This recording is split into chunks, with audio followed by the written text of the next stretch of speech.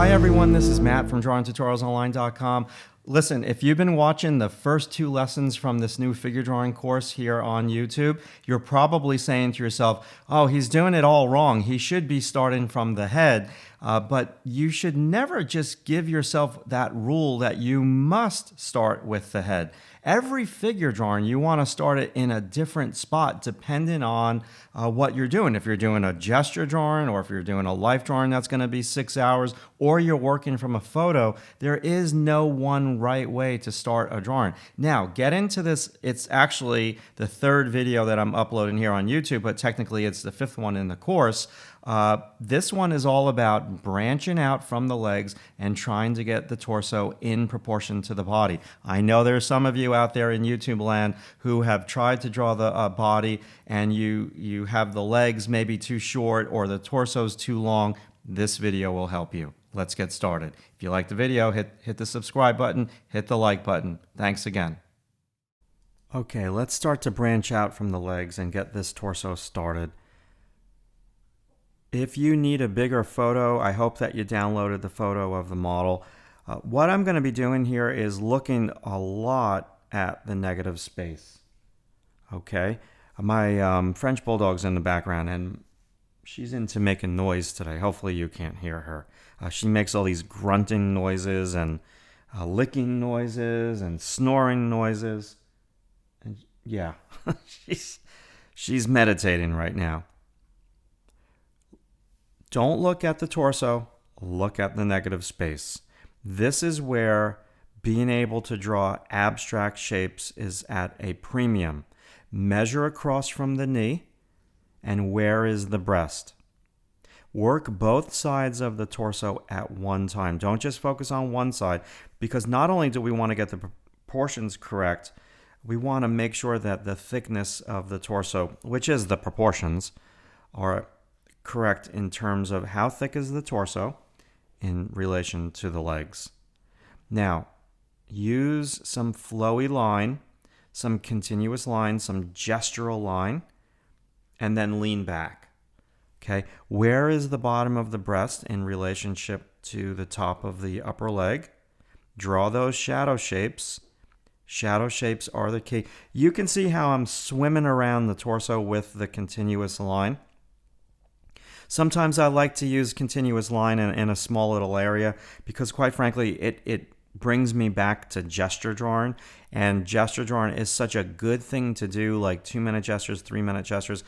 And when you do gestures, you should specifically practice getting proportions fast. That's what I really like to do with my gestures. So you see what I just did there? I did a little target for her arm. A little suggestion of where her arm might be, so I can help place the breast with that line. I'm drawing the shadow shape there on the side plane of the pectoralis muscle. Do a little line, lean back. Do a little line, lean back. Keep looking at that negative space and compare what is right across from the bottom of the breast. That's what I'm doing when I go off screen with my hand. I'm leaning back. Look at the whole drawing when you work on, say, this arm. So I'm working on this arm. I'm just going to go right across with a gesture to the other shoulder. Now lean back. Okay, so this video is sped up, no doubt about it. And I'm still drawing slow. Look at the distance from her arm to her knee. What's right across from that knee? Where is her hand? I just kind of did a little bit up there. What is right across from that knee? Is it the center of the breast? What's right across? Keep comparing size relationships and placements. Little target for the center of the breast.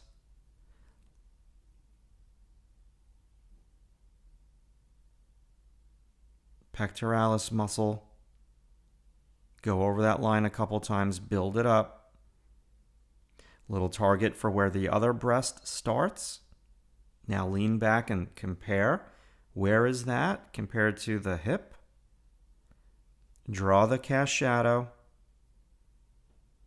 Use a little bit of shape early on when you're trying to get proportions correct. because the shapes will help you see the proportions. Again, if you use just a skinny little line all the time, it's just going to be a little bit more difficult. Draw the line that separates light from the dark. Where is that bicep now? And in placing the bicep, do we have the thickness of the torso correct? Put in a little edge, another target. We're trying to figure out where that arm is. Don't get stuck in one area. Move around. Let's just place the hand a little bit. What's above the hand? What is above the edge of the fingers? Look at that. Get the hand with some preliminary primitive angles. Where is the hand in relationship to the bottom of the upper leg? Just some angles, map it out. Don't press down too hard, because if it's wrong, it's going to be very hard to erase that in the light. Just a little target there, a little dot, will help you with the placement of that hand.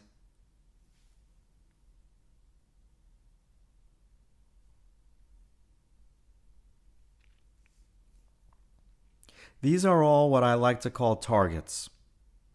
Little suggestions that you draw to. Quick little angle for that arm. Lower arm, upper arm. I'm a little primitive right now with the angles. I'm not worried about making it look complicated just yet. We'll get there. Where is that forearm in relationship to her breast and the navel? Don't just look at the object that you are drawing. Look at what is around it and distances between objects. Keep working the entire torso as if you're going around a Ferris wheel. Do a little bit on the top, do a little bit on the bottom, do a little bit on the side. Keep looking at that negative space. See, with the arm near the shoulder, I have 3 lines there. Now a 4th line. All right, you get the idea. This is what you want to try. And don't press down too hard just yet.